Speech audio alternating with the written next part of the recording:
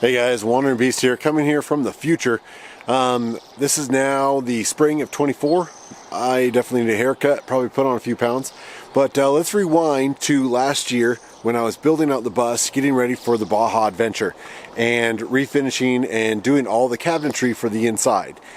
Now this discussion today I want to talk about is wood versus aluminum and building costs and why I chose to do aluminum. Before we dive into what I did and how I did it and why I did it, let's talk about what I used.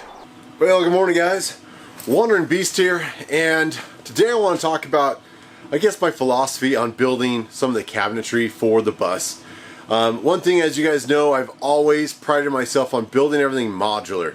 So I utilize a lot of the C-channel and adapting points of the bus that they used for all the bus seats, knowing that that is a good anchor point. It's built into the frame of the entire shell as well as the floor that's then tied into the frame. So I feel like those are good secured points. Anywhere where I couldn't tie into there, I'm making my own plates. Some of that we did with the the main bench seats.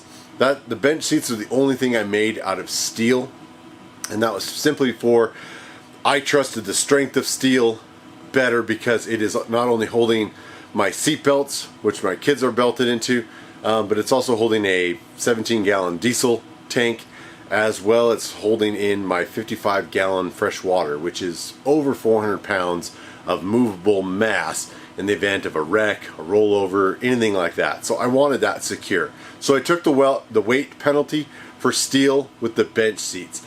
Everything else I've always planned on doing aluminum. Now, if you guys go back 2 years when we took our big honeymoon overland trip with the family, I was struggling to just kind of throw things together. It was going to be the first big trip with the family in the bus.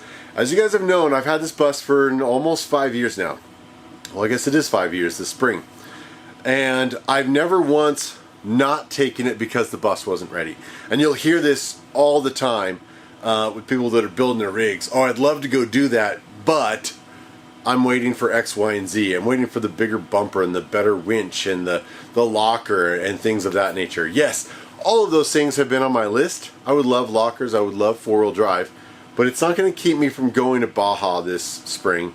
It's not going to keep me on doing in my winter adventures you guys have seen me on, out digging myself out of the snow and seeing how far I can get with air-down tires and a two-wheel drive bus.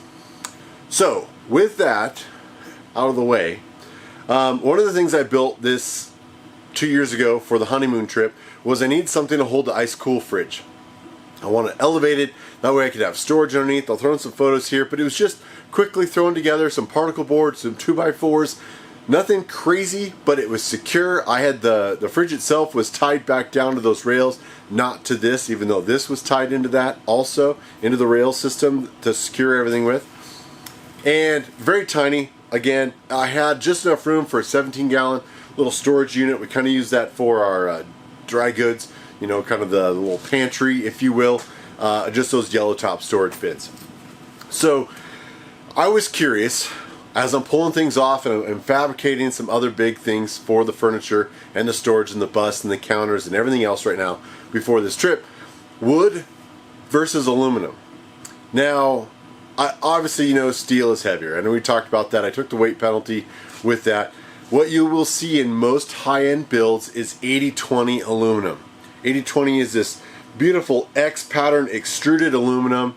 It is extremely strong, but it is very expensive. And so you're going to take that hit on initial cost. I just costed out one piece of 80-20 that I believe was 72 inches on Amazon, was $65. It was 1 inch, same size as this 060 square tubing here.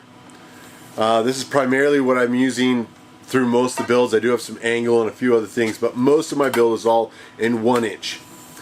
Now, $65 gets you one stick that's about as tall as I am. Okay, I have 2 receipts.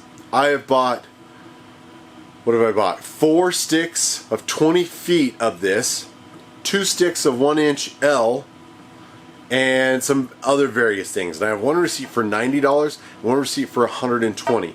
And that is going to build the majority of all my cabinetry. That's a lot cheaper.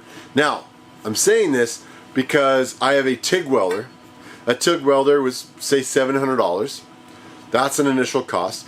Time and skill in learning how to TIG weld. If you guys have watched this channel for a while, I've had a MIG welder, a wire feed MIG, for a very long time that I use for all the steel projects. I tried the aluminum spool gun on it. Talking to people I know, I believe the spool gun is probably defective. It is an Eastwood product. I had such a frustrating time trying to get that thing to work, and I believe it's somewhere through the grounding unit of that spool gun. Every time I pulled the trigger, it would just short out and blow, and it was just a mess, and it was so frustrating. So knowing that I was going into this big project, completely redesigning the bus and building the rest of the furniture, I wanted to learn how to TIG weld. TIG welding aluminum is a totally different process if you haven't looked it up. So part of that cost for 80/20 is a lot of people don't have the time, the money, the want, the desire, the skill to learn how to TIG weld, to buy a TIG welder, to have a garage to be able to do that stuff in, and I totally get it. And that's where the cost of 80/20 gets washed out a little bit, is because you do have to factor in all this time and skill and money, learning the skill of TIG welding, buying the TIG welder, failing, trying to figure it out, buying more material. But undoubtedly the material itself is so much cheaper. So, sorry, we're having a windstorm right now and stuff's hitting my shop. It's very interesting out there. That's why we're inside with the heater going. You can probably hear it in the background. So with that said, cost can be a washout. You can learn 80/20. You still have to have some way to cut it, whether it's a bandsaw or a metal cutting blade, to get it to the right length. What they get you on are the bracketry to hold it all together. It's like an adult erector set, right? You're bolting everything together with L brackets, which is great because you can adjust things, you can move them, you can take things out, you can rebuild it. If you watch like Savage, 7-0 Savage, I think he calls himself, he's on his second van build, and he built this whole galley, and he was kind of looking at it, and he's like, you know, I think the sink should be over here. Completely took the whole thing apart, rebuilt it within a day. That's great. I couldn't really do that once everything's welded together. So pick your poison on aluminum, extruded, 80/20, very high end stuff you have to order, or a TIG welder and stuff I can go pick up at my local metal shop. That's kind of the route I went. I wanted to learn the skill. I enjoy learning the skill. I learning the process, and I feel like the cost of all the 80/20 and all the little attachment points would have added up way faster and way higher of a cost than I initially intended. And this I can control a little bit. So with that said, the other thing I want to talk about is just sheer weight. So this tiny little cabinet that just barely holds the ice cool fridge, and I made it so the storage unit fits underneath. I just tried weighing it. It is awkward to weigh on just a human scale. It was just over 32 pounds. No matter how I kind of situated on there, 32 is about what I got. Now the entire cabinet, you probably can't quite see, I'll have to put in a photo, that I'm building that's going to have a 2-foot counter. It's going to have all my storage shelves on it. The platform is already built to hold the fridge. That is done, and it weighs in at, well, 17, I think was the highest. 16 something is what I was getting. So I still have some drawers and a few things to add to this, but as far as the overall structure, this wood structure is not built out with drawers. It's just a big U-shape, and I can put a storage box in it. So I figured right now, before I add anything else, this is a good time to weigh this out. So that's about half the weight of 2x4 construction. And this is one cabinet.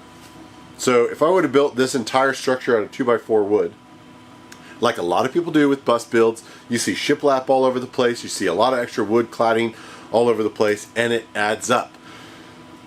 I've been trying to keep the weight down on this build since I started. Form over function, I don't care if it really looks beautiful. The finishing stuff I will always probably be working on until the end. But as long as I have a functional drawer system and some cabinets to store bags and clothes and camping gear, and I have a secure place to put the fridge, I'm going to call this good. And I've already done the other side where the sink is going to go, and the kitchen galley unit, drawers, plumbing, that sort of thing. And yeah, it has been a good experience. It's a learning curve. It's a very frustrating process and a very exhilarating process to learn TIG. Some of these, when you take the time to clean everything up, they weld up beautifully. When I get rushed and I get irritated and I'm at a weird angle and I'm beyond my skill level, they don't always turn out so pretty. So don't judge me by it. Hopefully it's secure and solid. I've got a full closet, I've got this cabinet, and I've got the galley cabinet. All of those, like I said, cost me around $200 in raw material.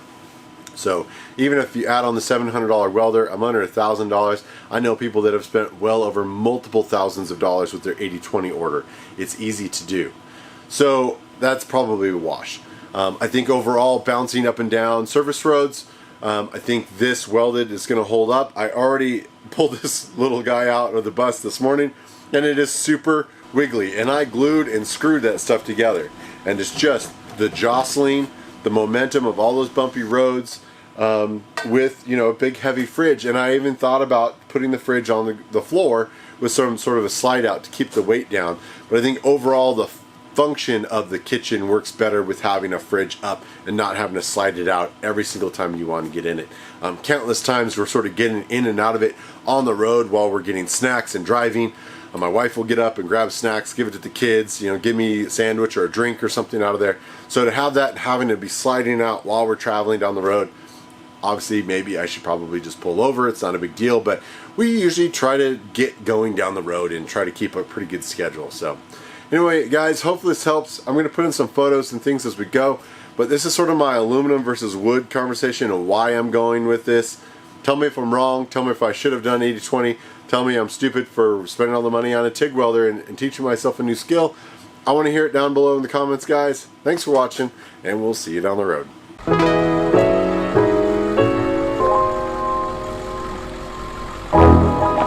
Thanks for all the love and support. You guys are amazing. Please like, share, and subscribe. Follow the adventure on social media, and we'll see you on the road.